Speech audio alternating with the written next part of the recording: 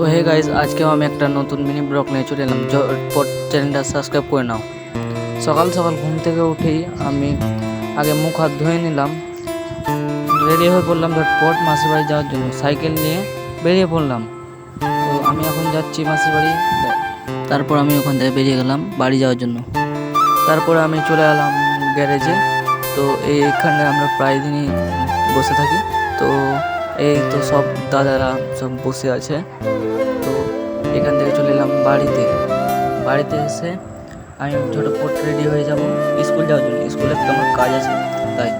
তো স্নানটা করে নিলাম তাড়াতাড়ি করে।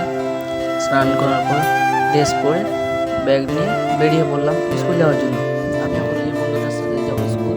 তারপর স্কুল থেকে বেরিয়ে পড়ে ঝটপট বাড়ি চলে এসেছি। বাড়ি থেকে 5-এ যাওয়ার জন্য বেরিয়ে পড়লাম ছাতা নিয়ে, কারণ এখানে আমাদের এখানে অনেক বৃষ্টি হচ্ছে। তো তাই ছাতা নিয়ে বেরিয়ে পড়লাম। 5 থেকে এসে তাড়াতাড়ি বেরিয়ে পড়লাম একটু বাইরের দিকে।